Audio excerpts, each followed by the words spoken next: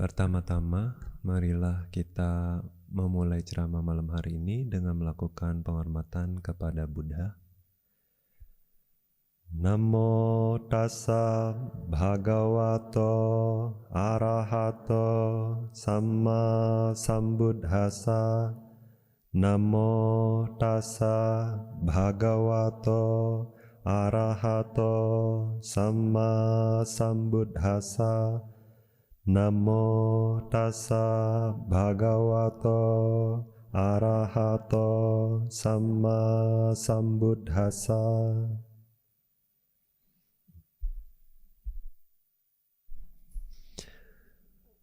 Hari ini adalah lanjutan penjelasan Maha Satipatthana Sutta, pertemuan ke-9 ya.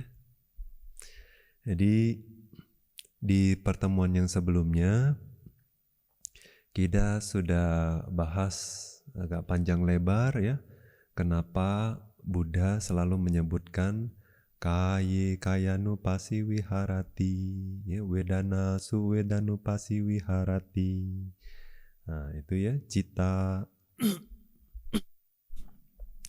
Nah, cita dan dhamma. Kenapa Buddha mengulang ya? Melatih kayanupasana di dalam kaya. Ya, berarti melatih perenungan terhadap tubuh di dalam tubuh.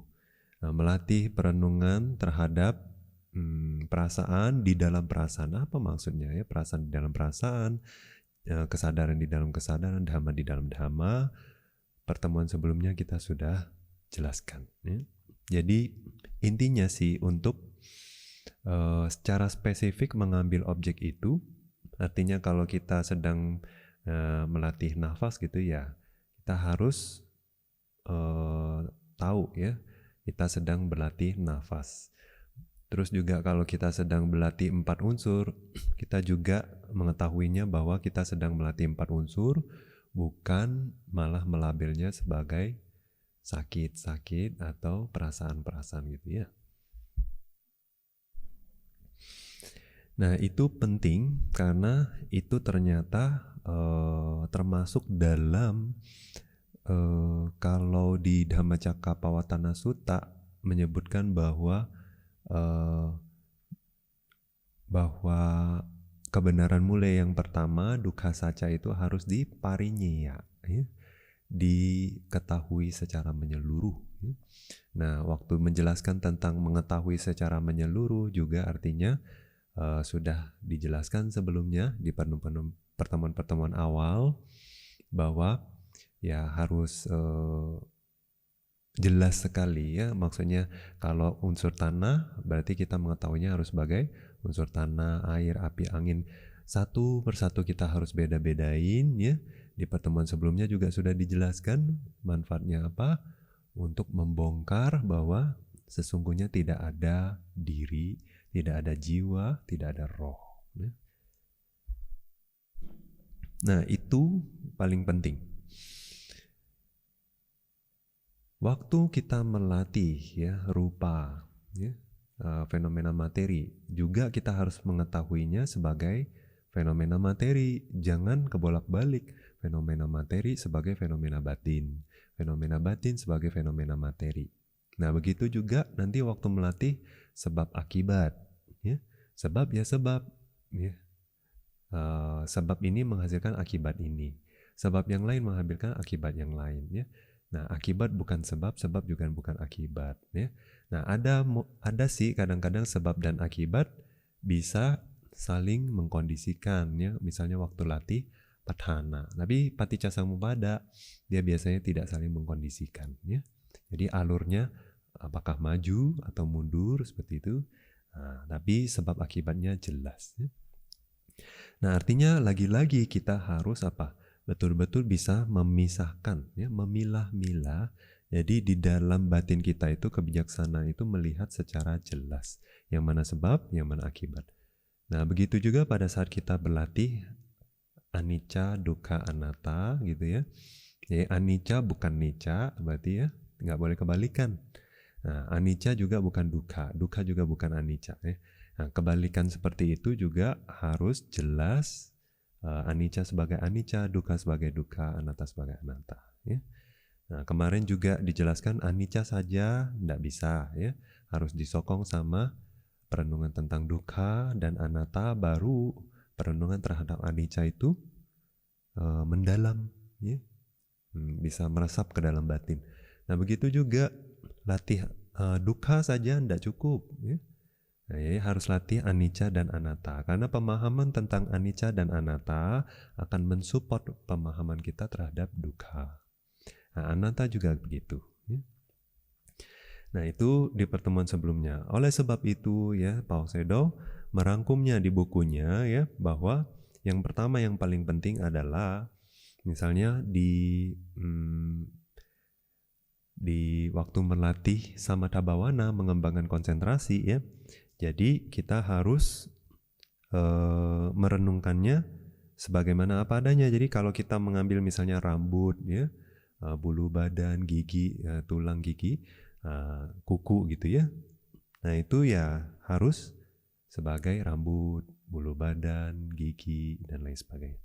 Nah, yang kedua, waktu kita sudah masuk ke tahap yang berikutnya, kita perlu membedakan yang mana yang fenomena materi, yang mana yang fenomena batin. Ya. Nah, kemudian setelah mengetahui itu, kita harus lanjut lagi. Ya. Setelah mengetahui fenomena materi dan batin, kita juga harus melihat sebab akibat. Nah, jadi penyebab dari setiap materi apa? Oh, penyebabnya ternyata ada 4, ya. Kama, ya. Terus cita, utu, ahara, ya. Kama bisa menghasilkan fenomena materi juga, ya. Terus cita, batin kita juga bisa menghasilkan materi, ya. Utu, suhu juga bisa menghasilkan materi, ya. Ahara, nutrisi juga bisa menghasilkan materi. Nah, nanti itu juga penyebab dari rupa, ya. Nanti penyebab dari nama apa, ya. Nah, banyak nanti, ya. Watu, aramana, manosampasa, macam-macam, ya. Nah, watu itu landasan, aramana objek, sampasa itu artinya fenomena batin yang bersekutu dengannya, ya. Makanya karena fenomena batin nggak bisa muncul sendiri, ya. Nggak mungkin kesadaran aja udah cukup untuk bisa mengambil objek. Nggak cukup, harus ada perhatian, kontak, ya, dan lain sebagainya. Nah, setelah itu juga waktu kita telusuri gitu, ya, fenomena materi dan fenomena batin ini dalam satu kehidupan, juga pasti ada sebabnya. Kalau di satu kehidupan tiba-tiba muncul kan nggak mungkin, ya. Nah, jadi waktu kita cari kenapa bisa muncul di satu kehidupan, oh karena di kehidupan sebelumnya mengumpulkan awija, tanha, upadana, sangkara, kama, ya. Jadi kebodohan batinnya ada juga, makanya aspirasi mau jadi manusia, bukan dewa, ya, bukan Brahma. Terus juga nanti kenapa jadi lelaki bukan wanita, ya. Kenapa orang Indonesia bukan bule. Jadi nanti ada tuh, ya, alasannya. Nah, cari di masa lampau pasti itu, ya. Nah, terus berarti sebab juga harus diketahui, ya. Nah, akibatnya adalah fenomena materi dan fenomena batin di kehidupan ini. Nah, kalau sudah tahu begitu, masuk lagi ke tahap yang lebih mendalam, baru merenungkan fenomena materi, batin, sebab akibat sebagai anicca, dukkha, anatta.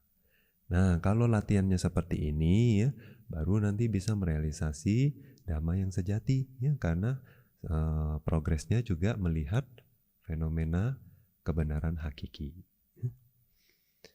Nah, itu kesimpulan dari pertemuan sebelumnya. Nah, sekarang kita lanjut, ya. Ada kalimat Pali. Athahi ayang kaye kayanupasana pati padang pati pano bhikhu imang kayang anicca nupasana dinang satanang anupasana nang wasena aniccato anupasati no niccato.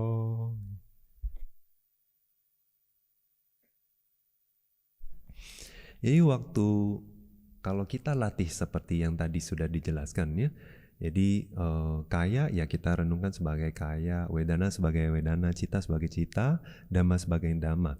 Nah begitu juga seorang biku yang sudah melatih ya latihan, nah, contohnya kayak nupasana seperti ini ya, maka dia akan merenungkan juga anicca dan lain-lain, ada 7 perenungan katanya ya.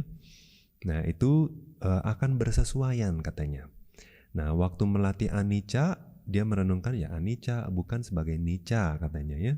Dukkhato anupasati no sukhato ya, waktu merenungkan dukkha ya sebagai dukkha penderitaannya, bukan sebagai sukha atau kebahagiaan. Anatato anupasati no atato, jadi merenungkan anatta sebagai anatta bukan atta. Nibindati ya. Nah nibindati ini kayak udah lelah ya. Jadi biasanya sudah ngelihat fenomena materi, fenomena batin gini ya, akhirnya lelah sama kehidupan ya. Lelah jadi wanita, nggak cuma lelah jadi wanita ya, lelah jadi pria, lelah jadi biku, lelah jadi biku, terus ngapain ya? Nah, lelah jadi manusia ya, lelah di dalam samsara ini. Nah, jadi bisa menimbulkan kelelahan ya, tapi bukan dalam arti malas ya, lelah batinnya itu kayak jenuh gitu. Nah terus no nandati katanya, bukannya malah menikmati, happy kehidupan demi kehidupan, selalu pengen hidup, tuh bukan ya. Nah itu kalau meditasinya benar ya. Nah terus wirajati, no rajati. Wirajati artinya tidak melekat. Nah, jadi semakin berlatih harusnya semakin tidak melekat ya, mau materi mau batin semakin tidak melekat. Dan kemudian nirodheti no samudeti. Nirodha itu padam, lenyap. Ya, tujuannya adalah untuk menghilang ya, bukan semakin eksis gitu ya, semakin aku, bukan, semakin justru menyamarkan diri. Maunya apa? Hilang, lenyap, padam. Nah terus patinisajati no adiyati ya. Patinisajati artinya melepas ya. Semakin berlatih itu semakin mau melepas, bukan semakin kayak maruk gitu ya, makin banyak makin mau menyimpan, mengambil. Jadi termasuk melepas kehidupan, bukannya mau mengambil kehidupan demi kehidupan lagi ya. Terus ya so tang anicato anupasanto nicca sanyang pajahati. Waktu merenungkan anicca, dia melepas pandangan salah tentang permanen ya. Karena dia sudah melihat bahwa segala sesuatunya tidak kekal.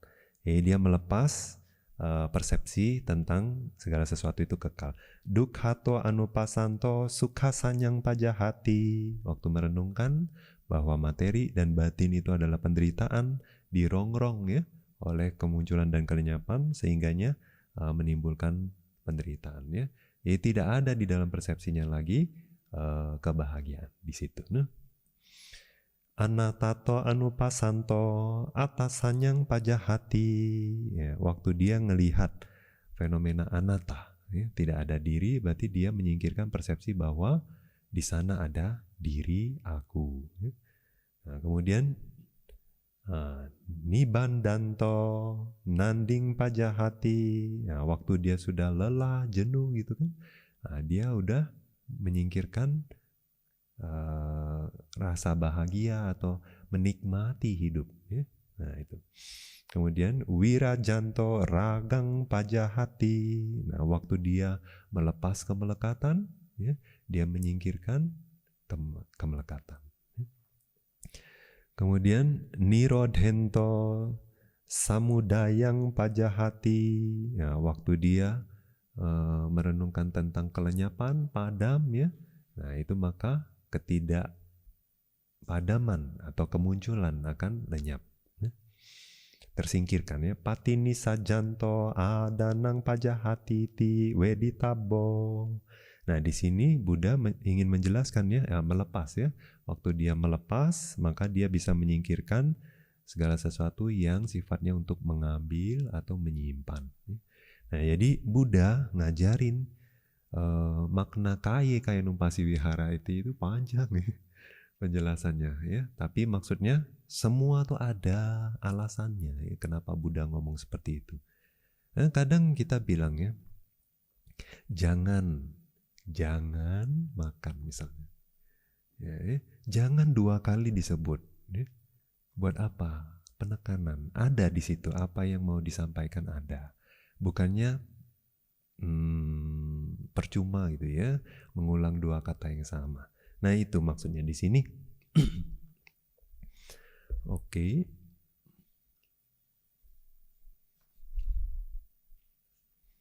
Nah terus ya, waktu kita lanjut, kalau kalian lihat ya, di buku Parita juga ada sebetulnya Mahasatipatthana Sutta ya. Nah kalian ada tulisan yang berikutnya ya, apa? Atapi sampajano satima winialoke abhijado manasang, ya itu paragraf berikutnya ya, bukan paragraf kayak kalimat ya, kalimat baru. Nah ini kemarin udah sampai paragraf pertama kalau tidak salah ya, sekarang masuk kalimat baru.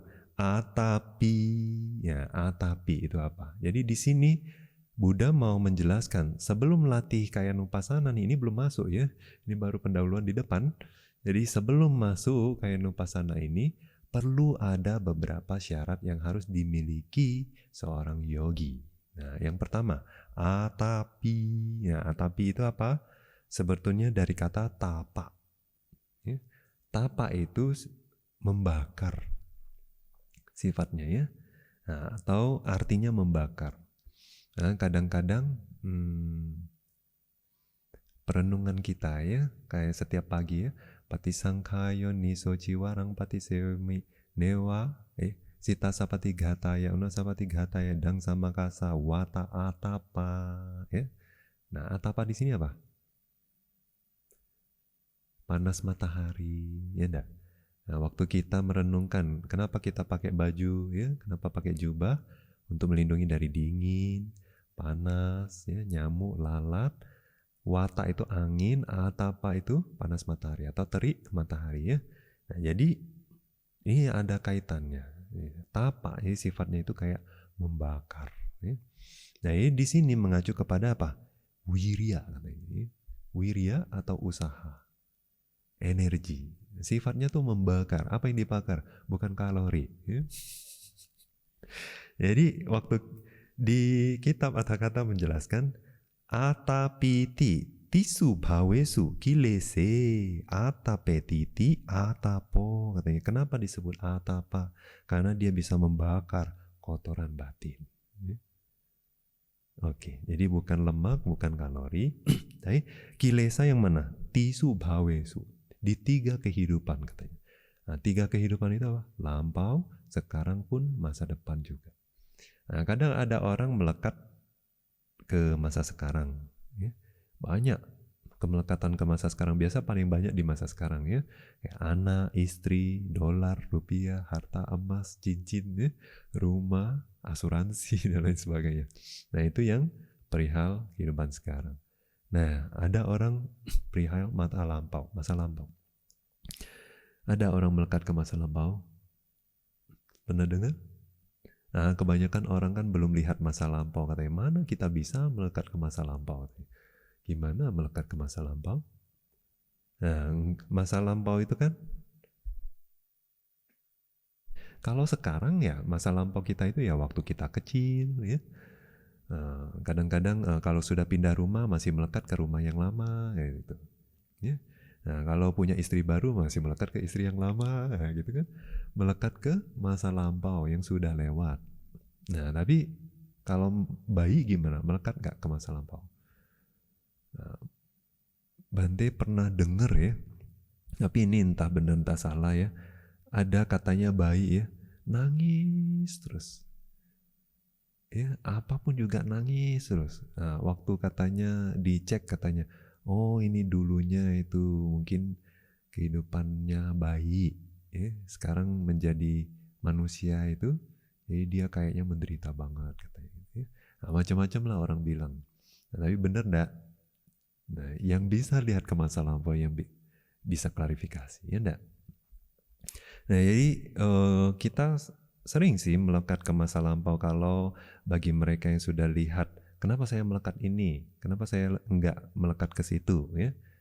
Nah, kadang ketemu si A, kenapa kok ada feeling, ketemu si B nggak ada feeling gitu ya. Nah, kadang-kadang melekat. Nah, ada juga dulu ya, biku Sri Lanka. Katanya sudah latih ya, latih pundhu tangga ya, bahkan sudah latih samatha vipassana. Tapi pas setrik dhu tangganya ya, terus ada kesempatan untuk diundang untuk mengajar abhidhamma di kedutaan, ya, kedutaan Sri Lanka. Terus tidak lama, entahlah ini plot atau apa ya, papa mamanya nggak ikut lagi kelasnya, sisanya tinggal anaknya cewek yang ikut kelasnya. Nah, lama-lama lepas jubah, menikah, ya kan? Waktu Bante tanya, kenapa Biku Sri Lanka itu begitu? Ya, kemelekatan. Ya, nggak tahu ya apakah dari masa lampau juga ada kemelekatan, nggak tahu. Ya, sampai yang selama ini dijaga, ya lepas juga akhirnya ya. Nah, itu bisa kemelekatan. Ke masa depan bisa nggak? Bisa juga ya, kita mau jadi apa, ya habis ini mau jadi apa. Ya. Nah, ada umat juga tanya Bante, habis ini mau jadi apa Bante yang aman? Ya kadang-kadang sih bagus ya punya aspirasi, apalagi yang lebih baik daripada sekarang. Nah, yang sekarang masih putujana, oh kehidupan mendatang mau jadi Sotapanna, Sakadagami, Anagami, Arahat. Ya bagus ya.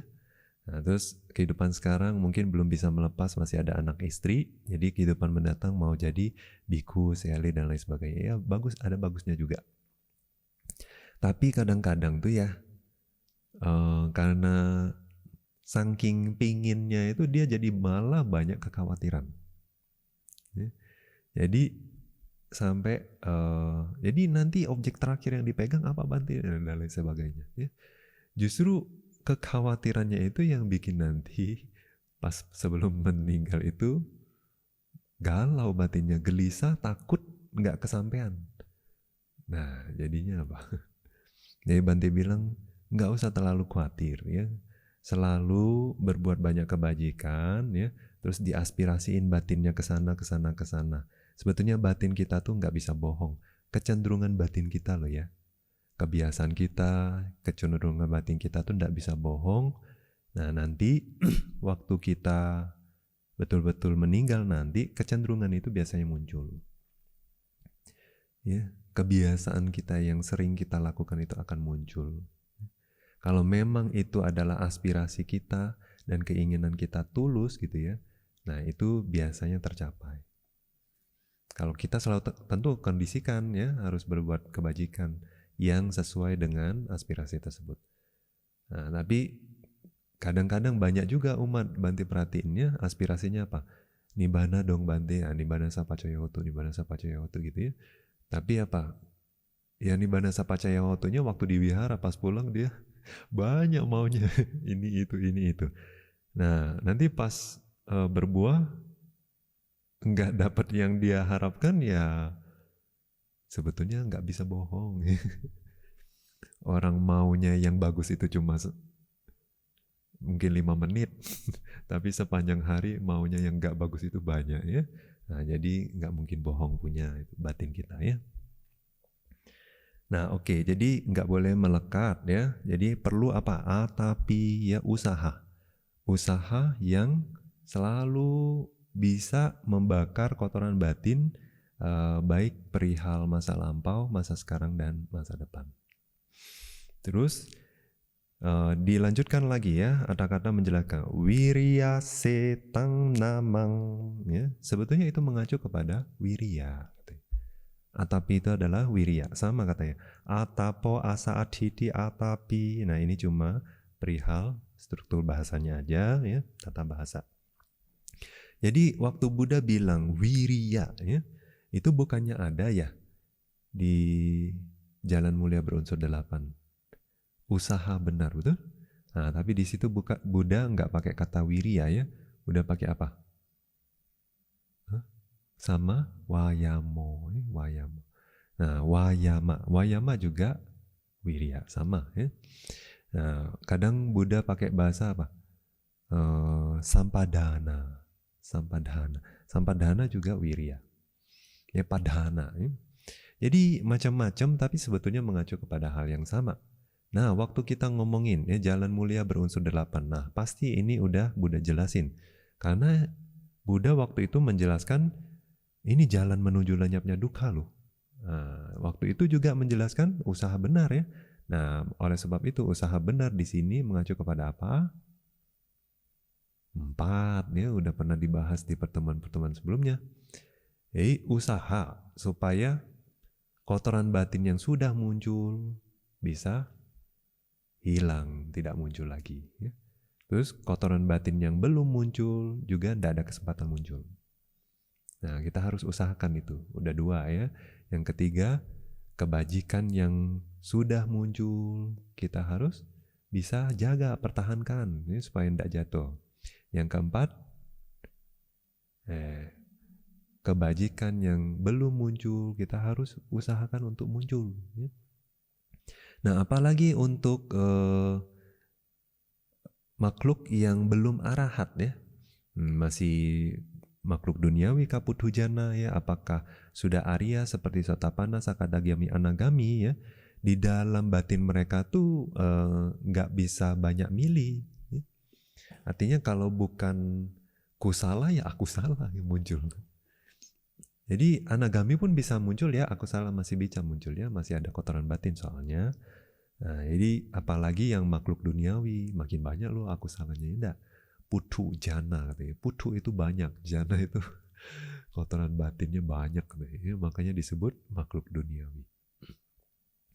Nah, jadi kalau misalnya kita ndak ada pilihan gitu ya, cuma 2 pilihannya. Kalau kita mikir yang baik maka itu kebajikan, ya.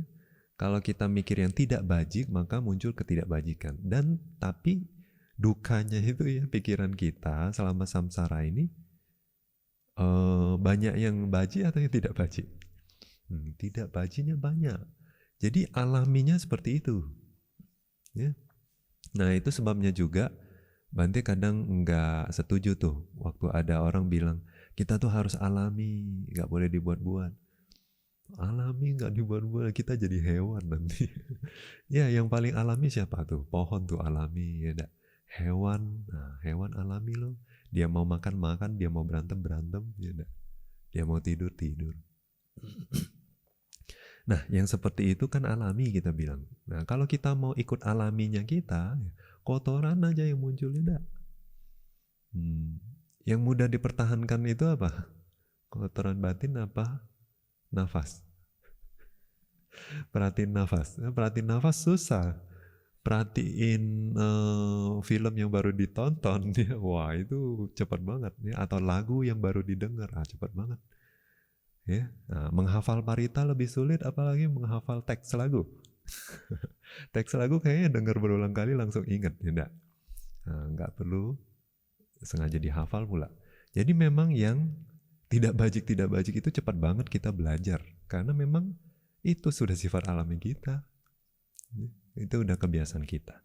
Nah, oleh sebab itu untuk memunculkan kebajikan, mempertahankan kebajikan, ya, itu sendiri perlu usaha.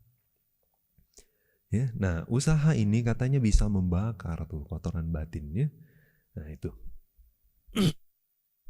Nah itu perihal usaha. Jadi itu kriteria pertama kalau mau latih Satipatthana ini ya. Nah, itu. Jadi yang pertama harus kita ada usaha.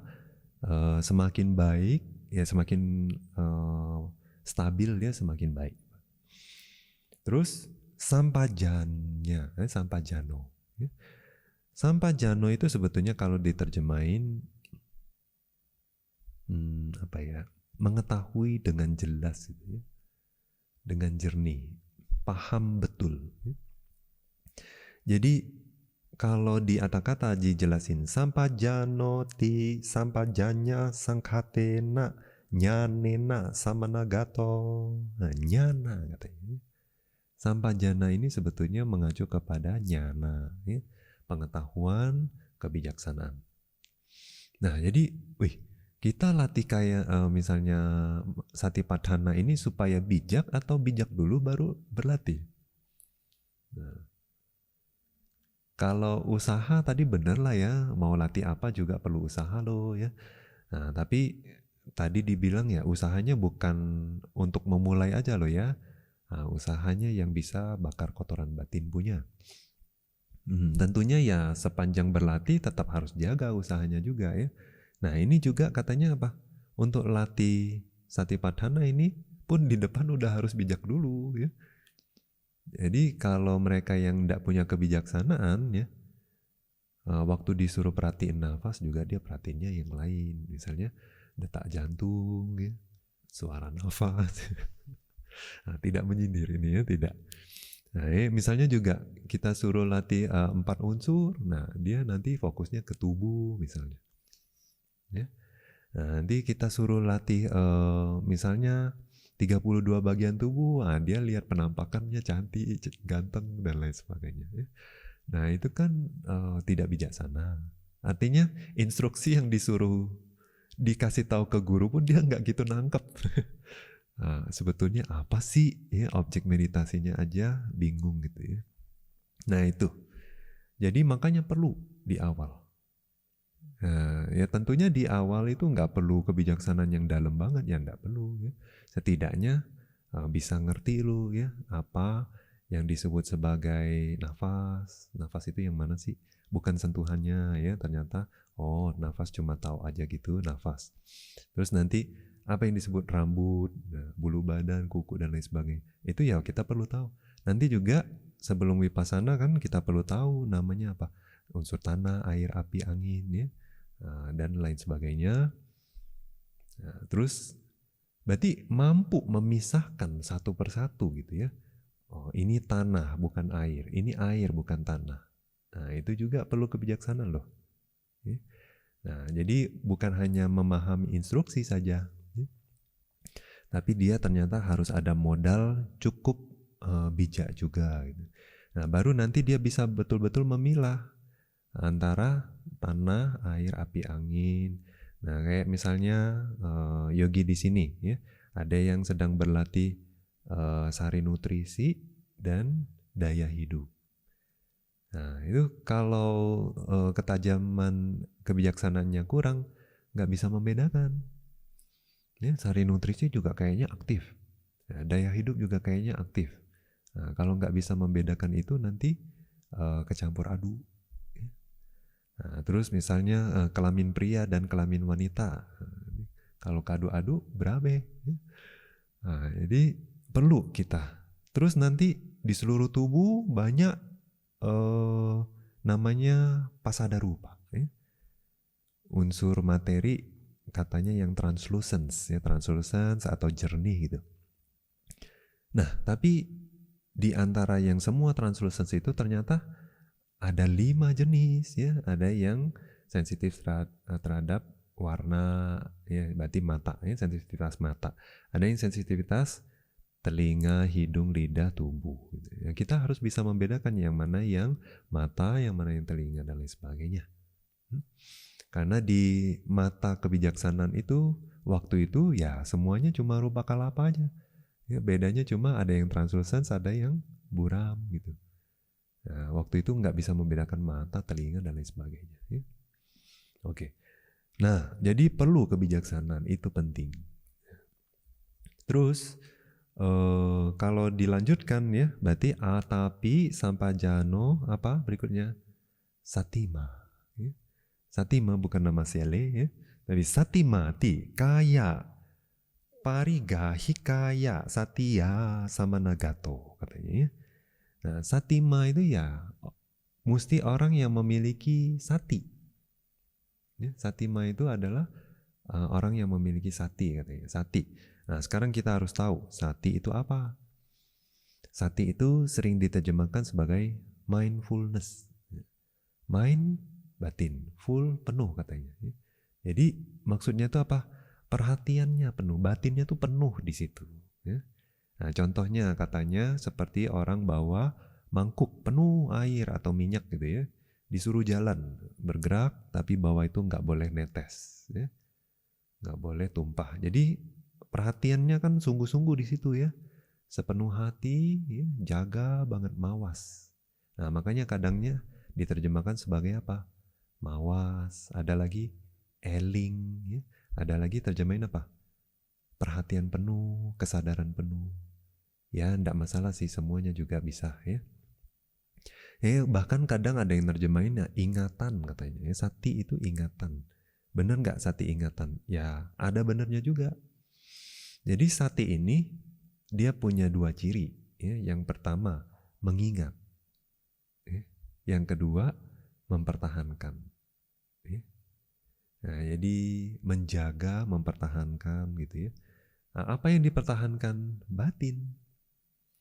Ya, batin supaya tidak lepas dari objek itu, dia jaga di situ. Nah, itu sati. Nah, tapi misalnya batin udah mulai rewel nih, pikiran mengembara gitu kan. Nah, dia sifatnya mengingat lagi. Saya kan harus perhatiin nafas, saya balik lagi. Nah, jadi dia sifatnya mengingat juga, sifatnya juga kalau udah balik ke nafas, ya balik ke objek meditasi, ya dia harus jaga di situ. Nah, perhatiannya penuh di situ aja di objek itu. Ya. Jadi kita tahu bahwa orang yang memiliki sati, ya biasanya apa? Ingatannya bagus. Kemudian apa? Fokus ya, perhatiannya bisa lama di objek ini. Ya. Nah itu satima. Nah tapi ya,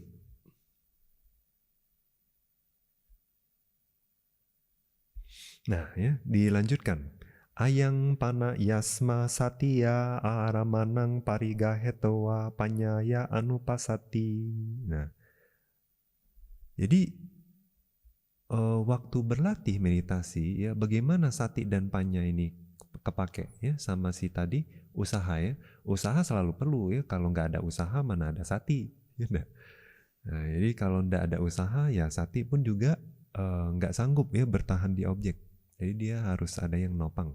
Nah, jadi kalau usaha di Abhidhamma dijelaskan seperti panggung katanya, panggung yang atau seperti misalnya ada dinding nih mau roboh, tapi ada itu apa namanya?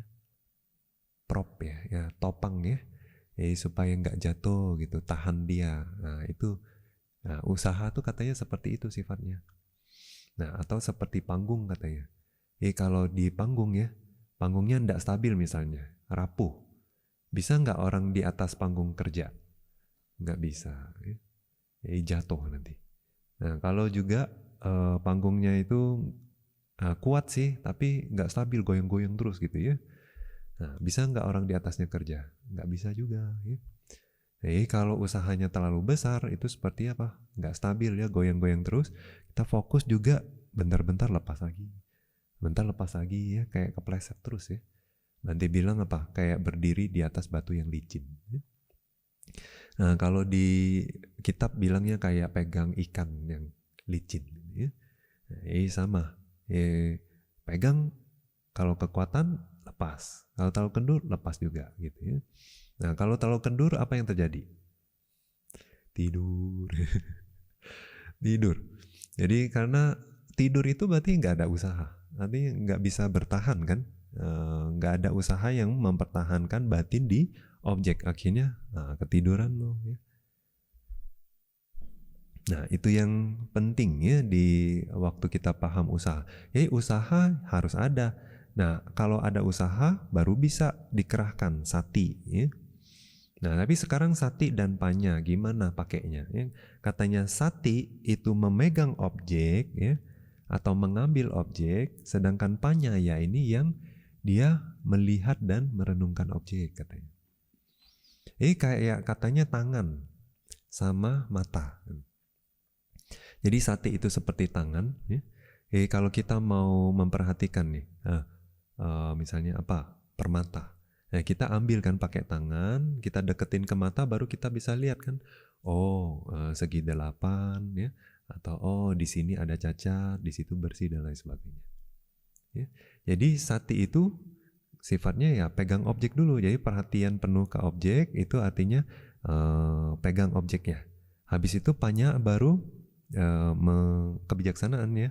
Dia yang melihat nih, oh objek ini sifatnya begini, oh cirinya gini, fungsinya gini, manifestasinya begini, oh sifatnya itu tidak kekal dan lain sebagainya. Nah, sembari dia mengetahui, memahami objek semakin mendalam, dia juga bisa merenungkan, oh ternyata ya kalau misalnya fenomena materi itu muncul lenyap, ya berarti semua satu tubuh ini ya muncul lenyap juga gitu. Nah, jadi Panya yang bisa menembus itu ya, tapi dibantu sama Sati. Nah, jadi Sati juga harus bisa membedakan gitu ya. Jadi Sati dan Panya bekerja terus gitu berbarengan itu. Jadi mereka ngambil objek dan direnungkan, ngambil objek direnungkan, ngambil objek direnungkan gitu kan waktu berwipasana. Ya. Jadi ngambil misalnya unsur tanah. Pertama jangan salah ambil, benar enggak? Kalau yang mau direnungkan adalah tanah, nanti ambilnya air ya salah. Berarti Sati pun sudah salah ambil. Ya?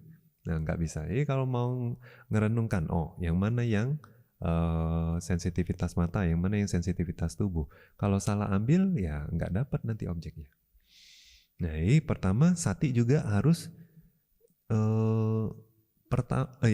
nggak boleh salah ambil satu. Tapi yang berikutnya apa? Waktu terambil pun juga ya enggak lepas-lepas ya. Betul enggak? Kalau lepas-lepas gitu ya bentar aja ambil, udah coba lepas. Nah, gimana Panya belum sempat melihat, menganalisa belum ya. Jadi Sati pun harus diasah dulu. Nah, jadi pertanyaannya loh, bukannya kita latih Satipatthana supaya Sati? Ini Sati harus muncul tahu di depan dulu kah ya? Nah, terus tapi ingat apa? Sati ada sifat mengingat. Mengingat apa? Instruksi ya. Jadi kita juga tahu waktu disuruh fokus ke nafas ya, kita juga harus ingat waktu latih misalnya meditasi pernafasan, apa saja rambu-rambu yang perlu saya ingat. Nah, itu juga penting ya. Nah, jadi Sati di depan juga harus ada. Nah, kecuali kita nggak bisa ingat ya, kalau ingatan kita itu parah, ya instruksi yang dikasih pun ya nggak bisa dikembangkan, ya, nggak bisa dipraktekkan. Akhirnya bisa nggak latih Mahasatipatthana ini? Pun juga nggak bisa. Jadi setidaknya kalau mau latih ini harus ada modal ya kayaknya ya. Nah, modal pun juga harus dikembangkan. Nah terus ya, kalau ini sih cuma pandangan Bhante, nggak ada penjelasannya di Tipitaka. Sepertinya ya, kalau kita renungin lagi, kalau kita ingat-ingat lagi ya dulu ya di pertemuan yang pertama, ada menjelaskan tentang kepada siapa Buddha mengajarkan ini. Nah ini tidak Sati. Jadi Buddha mengajarkan ke penduduk negara Kuru ya. Nah, penduduk negara Kuru katanya apa? Sudah terbiasa berlatih. Ya? Jadi bukan pemula. Ya? Ya, jadi sepertinya Mahasatipatthana ini pun juga kayaknya bukan untuk pemula ya. Karena di depan udah ada usaha, udah ada sati, udah ada kebijaksanaan ya. Nah itu kalaupun pemula juga setidaknya orang yang pernah mengembangkan batin ya. Nah, setidaknya orang yang ulet, ya, orang yang punya ingatan yang bagus dan lain sebagainya ya. Jadi sepertinya bukan pemula sama sekali. Ya. Terus dilanjutkan, nahi sati wirahi tasa anupasana nama adi, katanya tuh.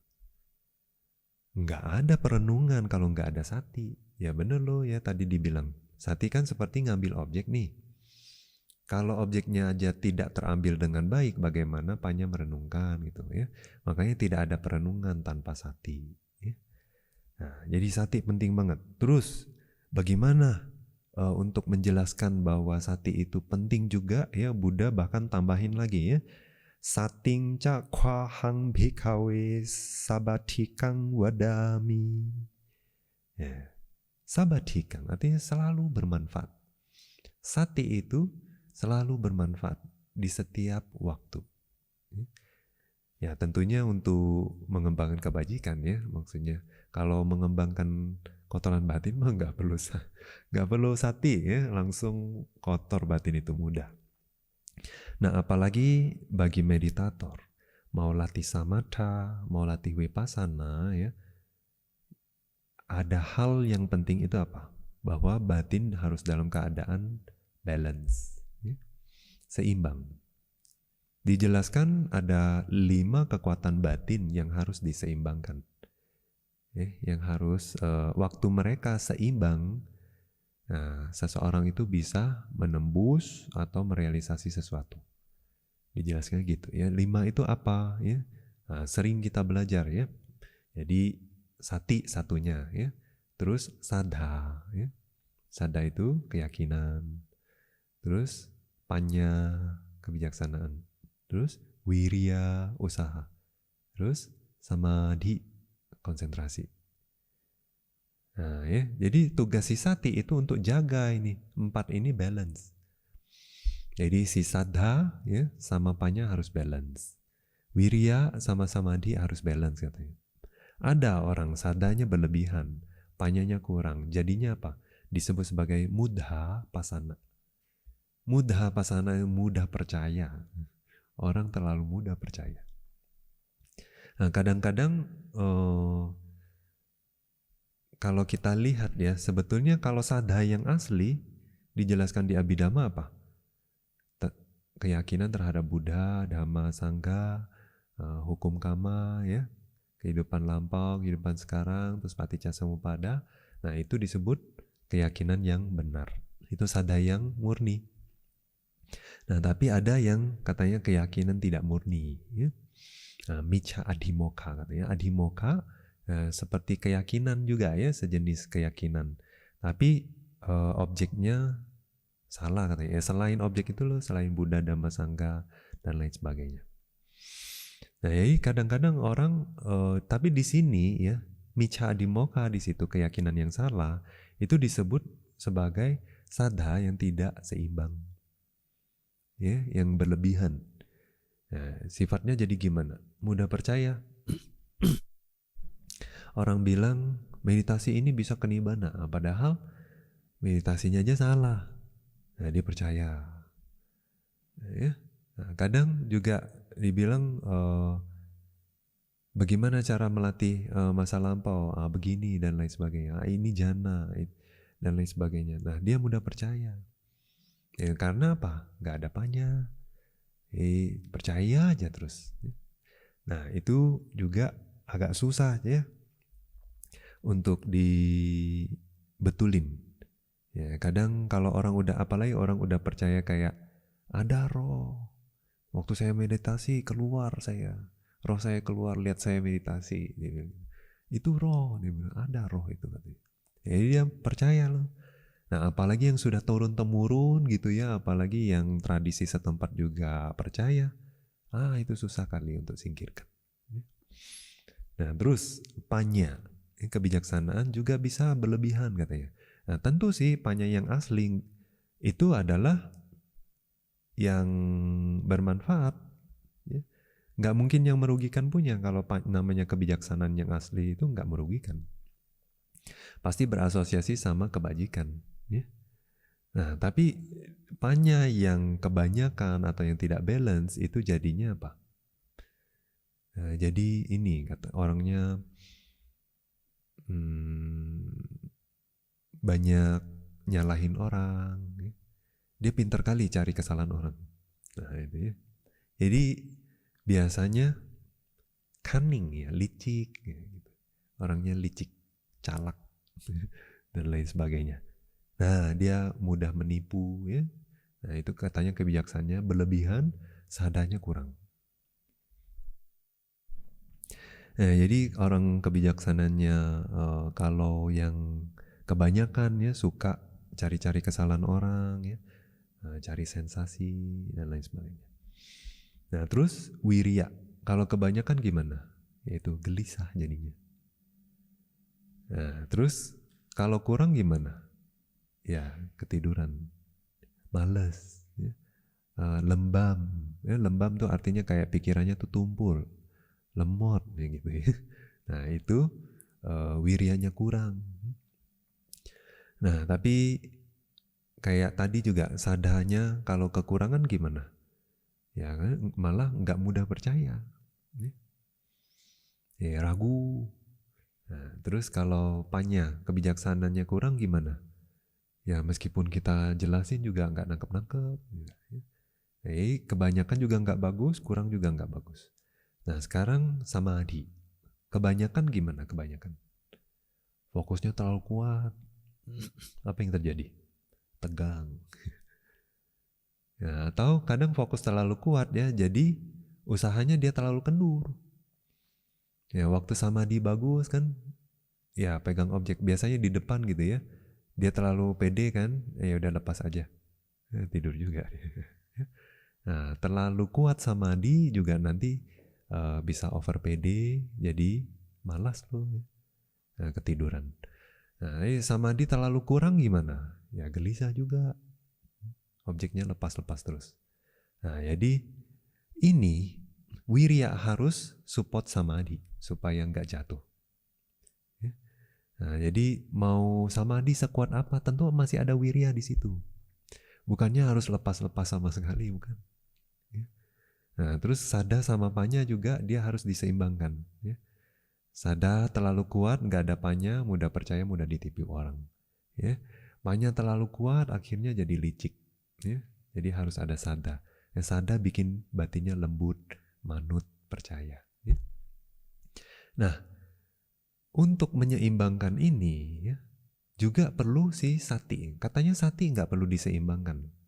Justru dia yang jaga katanya. Ya. Nggak ada katanya sati berlebihan tuh ya. Ingatan berlebihan gimana sih? Maksudnya ingat banyak hal, ada juga ingat banyak hal ya. Tapi ingatan sendiri nggak bisa berlebihan. Nah, terus nggak bisa kurang juga katanya. Nah, tapi dia perlu untuk jaga ini.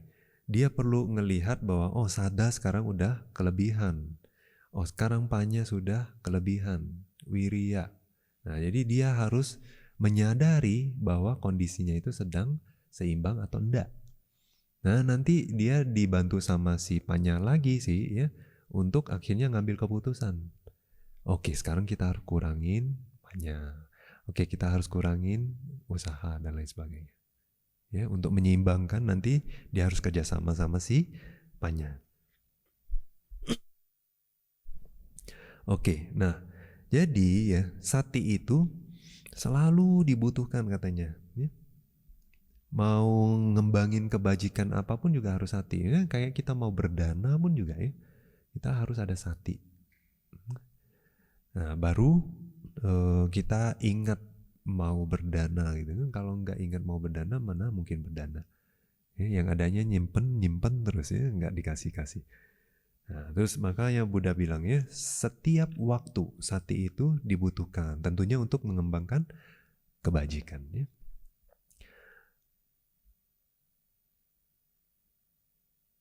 Oke ya. Tasma etha kaya vihariti ti etawata kaya nupasana satipatthana kamathanang wutang hoti. Nah, ini sepanjang ya Buddha menjelaskan kaya nupasana, berulang kali Buddha menyebutkan kaya nupasi viharati, kaya nupasi viharati. Nah, itu maksudnya adalah semuanya penekanan dari Buddha gitu ya. Nah, terus lanjut. Athawa yasma anatapino anto sangkepo antara karohoti. Nah, kalau seseorang itu tidak punya usaha ya, maka kemalasan bisa jadi penghalang waktu meditasi. Ya pasti loh ya. Nah, kalau udah malas itu nggak cuma penghalang aja, tapi juga bisa pulang, udah jadi meditasi. Nah, bisa lepas jubah dan lain sebagainya ya. Nah, kenapa sih orang malas? Kenapa kadang muncul jenuh ya, bosan? Nah, dijelaskan karena nggak ada usaha. Kalau usahanya kurang, ya jadinya jenuh, bosen loh. Ya.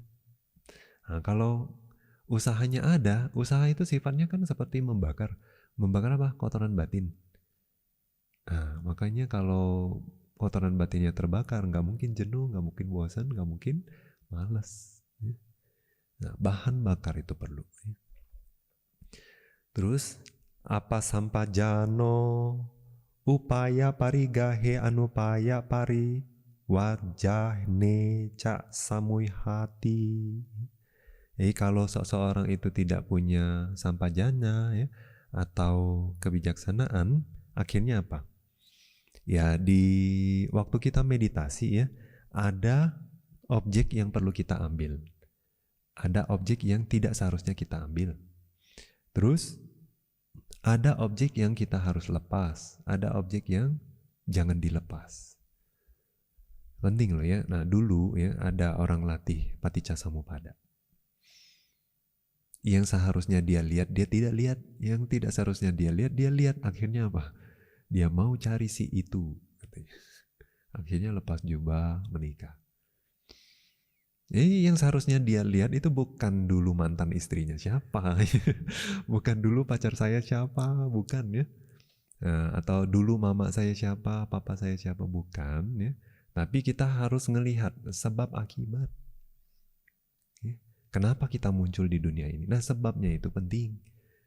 Jadi sebabnya aja udah cukup kita cari, yang lain gak perlu cari. Kadang-kadang kita perlu cari misalnya, kenapa kita meditasi di kehidupan ini cepat ya, atau misalnya kenapa lambat. Nah, jadi untuk membuktikan bahwa parami itu perlu. Untuk seseorang misalnya mencapai jana, latih vipassana kan perlu parami. Karena ada orang bilang nggak perlu parami katanya. Yang penting usaha aja di kehidupan sekarang gitu. Perlu ya, masa lampau juga perlu. Kama masa lampau ya.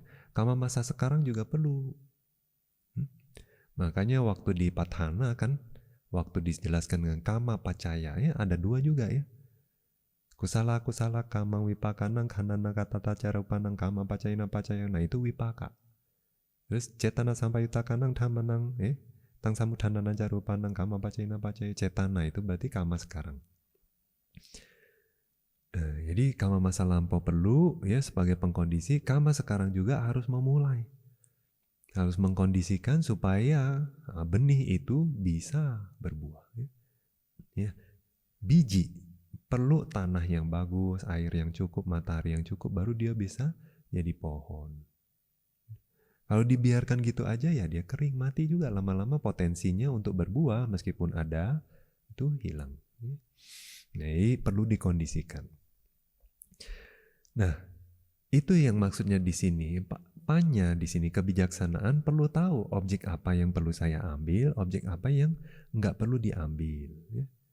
Yang bukan objek juga nggak usah diambil. Nah, yang bukan objek nggak usah dipertahankan. Nah, apanya perlu? Sepanjang latih ya, nggak samatha, nggak vipassana, itu penting kali. Nah, makanya kayak orang zaman dulu ya, meskipun punya konsentrasi, kayak misalnya zaman Buddha dulu ya, nah, sebelum Buddha muncul pun juga ada petapa-petapa sakti. Nah, tapi karena mereka nggak tahu caranya, meskipun sudah punya konsentrasi yang kuat, tapi bisa punya pandangan salah. Karena nggak tahu caranya. Ya, caranya nggak tahu, juga objek yang seharusnya diambil nggak diambil, yang tidak seharusnya diambil, diambil. Nah, jadinya malah punya pandangan salah. Itu bahaya ya. Nah, oleh sebab itu ya, dijelaskan. Terus muthasati upaya paricage anupaya parigahe ca asamatho hoti. Ya. Jadi kalau kita tidak punya sati juga ya, tadi kan sati sifatnya untuk mengambil objek dan dipertahankan untuk dianalisa atau investigasi sama si panya. Nah nanti salah ambil pula. Kalau salah ambil berarti misalnya kita mau merenungkan ini sebab, ini akibat, ini sebab, ini akibat. Lah kita kebalik, ini akibat, ini sebab. Nah, jadi lama-lama Paknya pun bingung ini, apa ini yang mau direnungkan gitu. Nah, itu juga nggak bisa ya. Jadi kita harus tahu apa yang perlu kita ambil dan pertahankan, apa yang kita harus lepas ya. Nah, tena satang kamathanang na sampajati. Nah, bagi mereka yang nggak ada usaha, nggak ada sati, nggak ada panya, apa yang terjadi? Kamathanang na sampajati. Jadi meditasi sih meditasi, cuma nggak akan berhasil, nggak akan sempurna, ya. Nggak akan selesai. Tasma yesang dhamanang anubhawena tang sampajati. Nah, oleh sebab itu Buddha ingin jelaskan bahwa kalau kita punya kualitas-kualitas seperti usaha, sati, panya, ya, baru meditasi itu bisa berhasil katanya. Tesang dasana tang atapi sampajano sati mati idang utang ti wedita bang. Itu sebabnya Buddha menjelaskan bahwa harus pertama seseorang itu punya usaha, punya sati, punya panya. Oke? Nah, lanjut. Oke, nah ini cuma ada beberapa aja. Seado ingin menjelaskan ya, contohnya kayak seseorang itu ini punya pandangan salah atau latihannya salah gitu. Latihan yang sebelumnya salah atau bahkan dia nemuin sendiri latihannya, ada juga orang gitu ya. Nah, dia berpegang kuat pada itu. Nah, kalau berpegang kuat pada itu ya, itu sulit diarahkan, akhirnya meditasi pun nggak akan berhasil. Nah, salah satunya juga gitu ya. Perlu ada sati dan panya yang bisa membedakan ya, latihan ini bener nggak sih? Nah, jadi gimana bedainnya? Supaya kita bisa mengambil keputusan bahwa latihan ini bener nggak bener gitu. Nah, balik lagi yang dulu kita pernah bahas ya. Ada 4 standar ya. 4 standar yang Buddha ajarkan ke kita apa? Sutta, Sutta Anuloma, Acaryawada, Atanumati. Jadi Sutta itu mengacu kepada Pali. Pali di sini Tipitaka murni ya, yang memang kita sudah jaga ya, bukan kita ya, kita cuma ikut menikmati aja sebetulnya. Yang dulu-dulu ya biku-biku arahat-arahat itu jaga lestarikan ya, dari verbal, secara verbal ya, dilestarikan. Nah, sampai sekarang udah dalam bentuk buku ya, bahkan di dalam sekarang di tablet, di itu kan gadget sudah bisa diakses Tipitaka ya. Kita bisa bawa kemana-mana loh sekarang. Nah, jadi sudah kayak selalu ada gitu. Jadi kita harus jadikan patokan. Bukan cuma untuk dibawa kemana-mana aja, bukan ya. Nah, bukan untuk dipajang aja di perpustakaan, bukan ya. Jadi jadikan patokan, referensinya. Sesuai nggak meditasi ini dengan Tipitaka asli, Pali. Ya? Nah, ya. Terus kita juga boleh cek katanya ya, di Sutta Nuloma. Sutta Nuloma apa? Nah, dulu juga sudah pernah dijelaskan. Ada 4 standar ya. Nah, kadang-kadang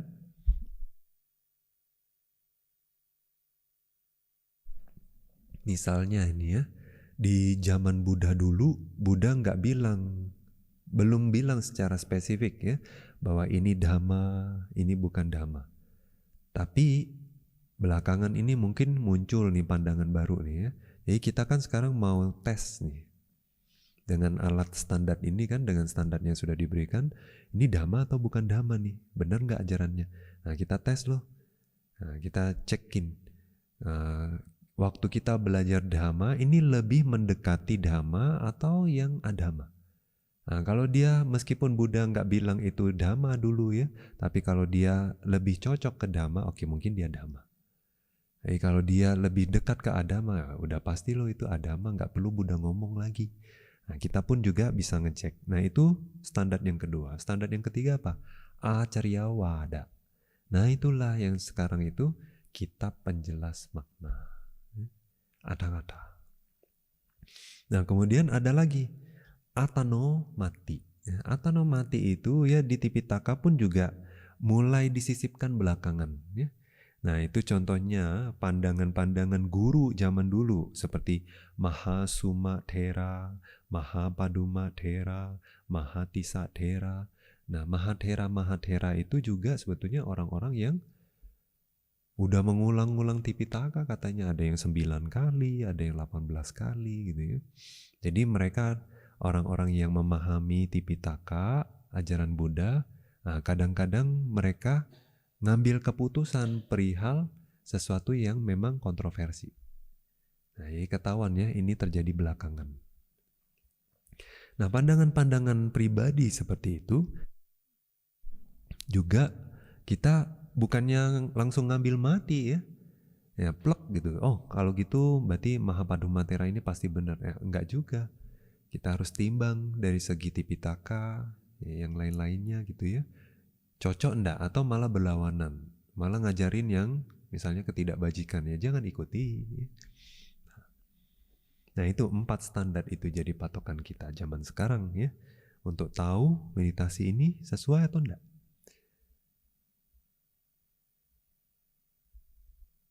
Oke, nah waktu Buddha sudah bilang ya syaratnya seperti itu ya, tapi sampajano satima, 3 syaratnya.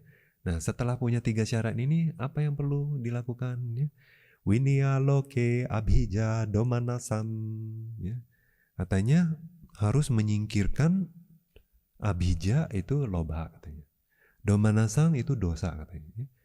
Jadi keserakahan dan kebencian terhadap dunia katanya. Terhadap dunia. Gimana maksudnya? Bukannya kita latih Satipatthana ini justru untuk menyingkirkan loba dan dosa. Kok di depan malah harus menyingkirkan dulu gitu ya. Nah, jadi kita pun tahu ya bahwa Mahasatipatthana ini kayaknya bukan untuk pemula. Ya, bukan yang orang habis party-party ya. Nah, langsung bisa latih Satipatthana, bukan ya. Nah, tapi harus setidaknya menyingkirkan dulu ya loba dan dosa. Nah, bagaimana menyingkirkan loba dan dosa? Pertama, kita harus menjelaskan dulu ya kata vinaya. Vinaya itu menyingkirkan memang ya. Vinayati tadangga vinayena wa wikambana vinayena wa vinayita wa. Jadi waktu menyingkirkan itu ada dengan 2 cara katanya. Bukan singkirkan sampai mencabut tuh bukan ya. Justru kita latih Satipatthana ini untuk cabut. Nah, tapi singkirkan secara apa? Secara per momen, tadangga katanya. Ya. Tadangga itu dari momen itu ya. Terus wikambana itu artinya kayak meredam, kita bilang ya, redam. Kadang orang terjemahin seperti menekan atau meredam ya, kurang lebih sama, cuma Bhante lebih suka kayak meredam gitu ya. Nah, maksudnya gimana? Tadangga ya, per momen ini misalnya kayak kita waktu melakukan kebajikan, maka di momen yang sama nggak mungkin ada ketidakbajikan. Kenapa? Karena dijelaskan di dalam Abhidhamma ya, batin itu nggak bisa ngambil 2 objek bersamaan gitu, nggak bisa. Ya. Jadi waktu kebajikan muncul ya ketidakbajikan nggak muncul, ya ketidakbajikan muncul kebajikan nggak muncul gitu ya. Salah satu. Nah, tadangga pahana misalnya waktu kita memunculkan kebajikan, apakah waktu kita berdana, waktu kita menjalankan sila, waktu kita misalnya anapanasati tapi masih pemula gitu ya, masih nafas masuk keluar gitu ya. Nah, itu per momen ya. Batin kita itu bersih dari kotoran batin kan momen itu aja ya enggak. Waktu kita dana happy, habis itu disenggol orang. Langsung marah. Bisa kan? Bisa. Nah, jadi sifatnya per momen memang. Berdana itu per momen. Terus juga waktu jalanin sila, bisa juga gitu ya. Nah, kadang waktu digigit nyamuk, udah kesel dulu ya. Tapi ingat mau jaga sila. Nah, jadi ketidakbajikan muncul, kebajikan muncul. Nah, dia bisa selang-seling, ya. Tapi sifatnya dia nggak bertahan lama juga ya. Habis itu pengen denger lagu lagi dan lain sebagainya. Nah terus kayak misalnya orang latih meditasi nafas contohnya. Ya waktu dia perhatiin nafas, dia nggak ada objek lain. Batinnya murni kita bilang ya. Nah, tapi masih bisa ada nyelip pikiran? Bisa ya. Nah semakin bagus konsentrasinya, semakin lama dia bisa bertahan. Tapi ya cuma momen itu. Kalau dia lepas dari objek, apa yang terjadi? Ya udah lupa lagi. Nah, pingin makan ini, pingin makan itu, ya, dan lain sebagainya. Nah itu namanya per momen. Nah bahkan sampai waktu kita latih vipassana pun juga sifatnya per momen. Ya waktu kita ngerenungin anicca, oke waktu itu nggak ada persepsi tentang nicca kekal tuh nggak ada. Nah, anatta waktu itu nggak ada persepsi kita tentang atta, betul ya. Nah ini biasanya vipassana awal. Nah semakin kita berlatih ya, waktu kita berlatih vipassana itu kan samadhi juga udah otomatis ya. Nah ini kalau vipassana yang asli ya, samadhi otomatis udah ikut juga. Kotoran batin agak jauh ya. Meskipun kita renungin anicca, dukkha, anatta, nggak renungin pun juga kayaknya udah nempel ya. Persepsinya udah kuat bahwa segala sesuatu itu anicca, dukkha, anatta ya. Nah tapi bagaimanapun sifatnya per momen, vipassana pun juga per momen katanya. Nah wikkhambana yang namanya meredam dan menekan itu seperti apa? Jhana katanya. Iya, waktu mencapai jhana nggak ada kotoran batin. Tapi waktu keluar jhana juga biasanya nggak langsung tiba-tiba gitu ya. Jadi biasanya semakin kuat jhananya, batin semakin peaceful ya. Habis meditasi juga masih chill gitu ya. Clear batinnya, kayaknya nggak mau ngomong, nggak mau mikir, nggak mau ngambil objek, nggak mau ya. Nah, jadi kotoran batin pun katanya agak jauh jadinya. Teredamnya tuh agak jauh sehingga nggak mudah muncul lagi, nggak langsung ledak gitu ya. Nah itu sifatnya wikkhambana tuh.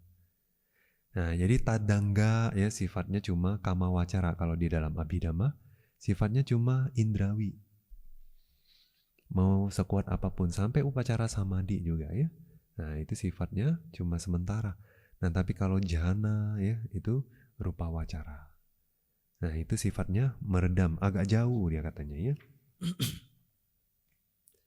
Nah bahkan berapa jauh? Ada orang bisa jauh banget. Contohnya misal Mahanaga Thera ya di Wisuddhimagga. Dia pun kira dia sudah arahat 60 tahun. 60 tahun nggak ada kotoran batin yang muncul.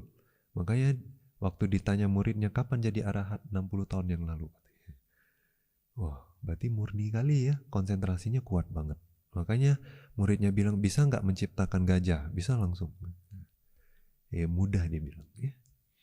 Nah konsentrasinya kuat, bisa sekuat itu. Tapi nggak dijelasin sih, maksudnya di sela-sela itu dia selalu latih. Tapi biasanya karena latih terus ya, jadi kotoran batinnya jauh. Nah itu sifatnya gitu ya. Nah terus ya dijelaskan.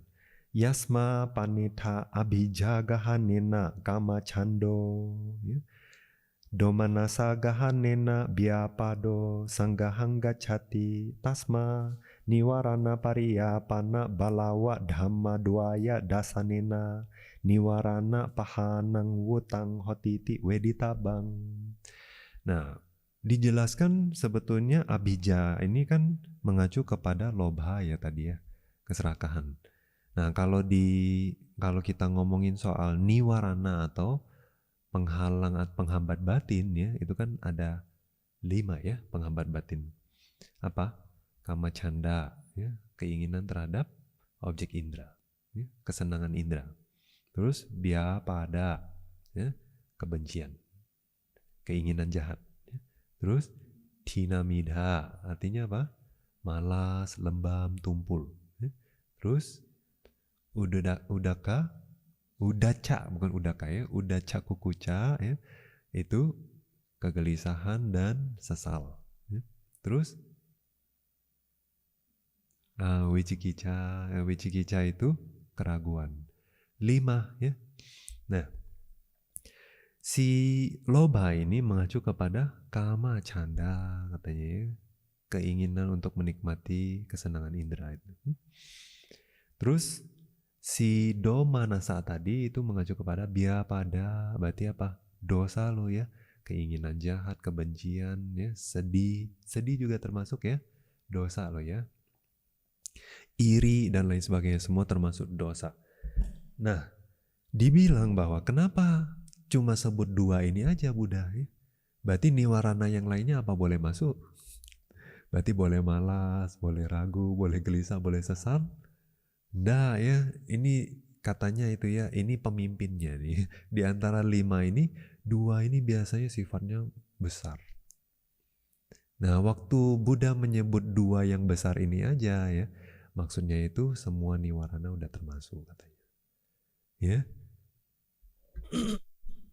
Nah, itu loh makanya disebutkan balawa dhamma duaya dasanena. Ya, jadi Buddha hanya tunjukkan 2 dhamma yang sifatnya powerful ini ya. Nah, waktu itu mengacu kepada semua niwarana. Nah, gimana sebagai yogi? Ya, penting juga. Artinya bukan secara batin aja, tapi secara sikap. Ya, disebut nah, ceto peso miesue choto. Itu bahasa Myanmarnya. Artinya apa? Ceto peso itu kayak keset kaki. Ya. Mie mui ya, mui itu ya, mui sue choto. Itu seperti kalau apa ya, ular. Ular taringnya itu udah copot. Nah, dia udah nggak bisa sombong lagi ya. Nah, itu loh. Kayak banteng, tanduknya udah copot, nggak bisa sombong lagi. Jadi yang perlu dikembangkan ya, ini tambahan dari Paul Sedo ya, maksudnya sebagai yogi, alangkah bagusnya kalau kita punya kerendahan hati. Seperti apa? Keset. Seperti keset. Keset, siapa yang pijak dia, mau orang kaya, mau orang miskin, dia ngeluh nggak? Nggak ngeluh ya. Nah itu. Terus diperlakukan kayak apapun ya, dia tahu diri gitu ya. Dia selalu nggak komplain. Terus juga ular yang udah taringnya copot, dia nggak bisa sombongin apa-apa lagi ya. Dia nggak bisa galak, ya. Dia nggak bisa ganggu orang lagi. Nah jadi sikap seorang yogi ini kayak apa ya? Kayak peribahasa ya. Peribahasa orang Myanmar ini cocok sebagai sikap yogi. Waktu kita datang, kita mau berlatih, kita perlu rendah hati katanya. Kita perlu bersikap seperti ular sudah tidak ada taring. Jadi status kita tinggalkan ya. Terus kita kayak ya benar-benar orang baru, bukan siapa-siapa. Jadi diperlakukan nggak baik juga nggak tersinggung. Nah itu. Karena kita kan terbiasa ya di rumah dengan fasilitas nyamannya kita. Ya, apalagi kalau standar hidup kita semakin tinggi, biasa semakin sulit dilayani. Nah, ya, apalagi tinggal di tempat yang fasilitas pakai bersama ya umum gitu. Ya kadang ada orang yang bersih, ada orang yang nggak begitu peduli. Ya, ada orang yang mungkin agak kasar ya, buka tutup pintunya. Ya. Nah kalau selama ini kita di rumah kan semua kita bisa kondisikan. Mbak nggak bersih kita marahin. Gitu. Anak kita lempar pintu kita bisa marahin. Tapi di sini nggak bisa, kita harus tinggalkan semua itu.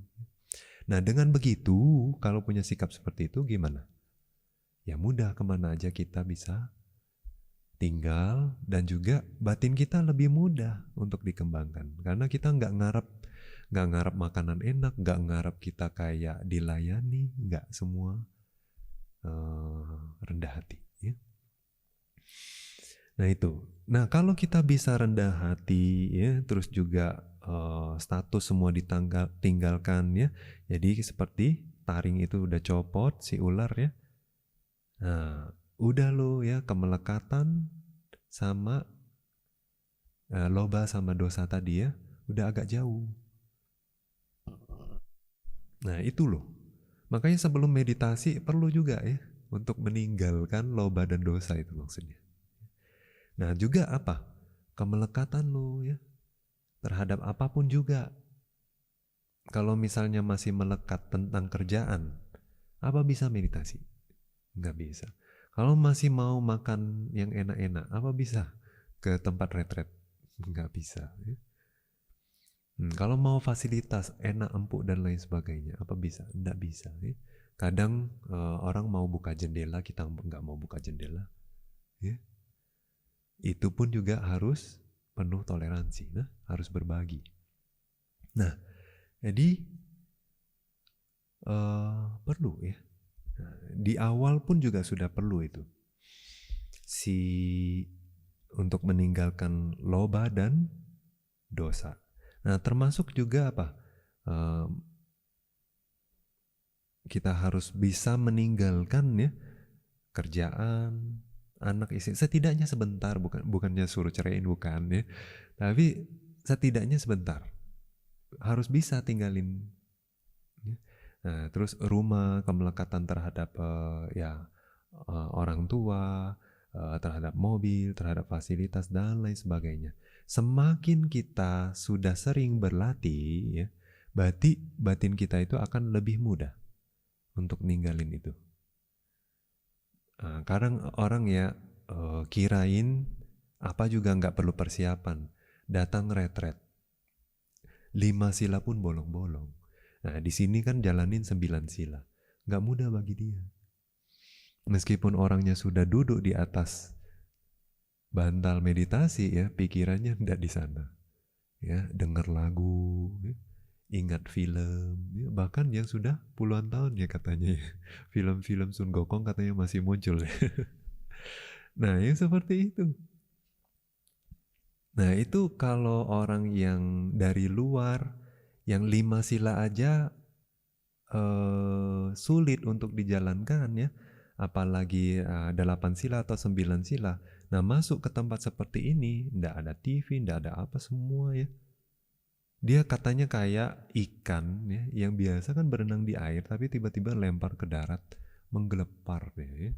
Pikiran dia, wah nggak bisa tenang. Nah, oleh sebab itu, semakin lama kita mengembangkan suatu kualitas tertentu, tentu akan lebih baik. Ya, semakin sering kita menjalankan Pancasila atau kadang-kadang menjalankan Uposatasila, maka masuk retret kita pasti nggak butuh banyak waktu adaptasi. Ya, perut pun sudah bersahabat, nggak kriuk-kriuk, ya kan. Nah, terus ini di batin kita udah nggak terngiang-ngiang lagi lagunya. Ya, film-film itu udah lama lupa. Ya, lebih mudah meditasi. Jadi kita kadang-kadang nggak bisa bandingin ya, kenapa saya nggak maju-maju sih, kenapa dia cepat banget. Itu tuh ya, pasti semua itu sudah ada penyebabnya. Nah, oke. Hari ini sampai di sini dulu ya. Jika ada yang ingin bertanya, silakan.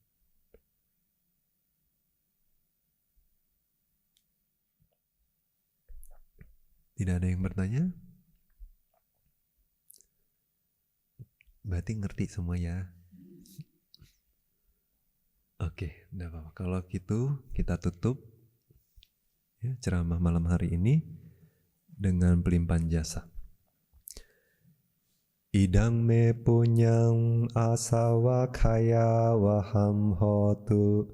Idam me punyam nibbana sa pacayo hotu. Mama punya bhagam sabasatanam bhajemi. Te sabbe me samam punya bhagam labhantu. Sadhu, sadhu, sadhu. Sukhi hotu nibbana sa pacaya hotu.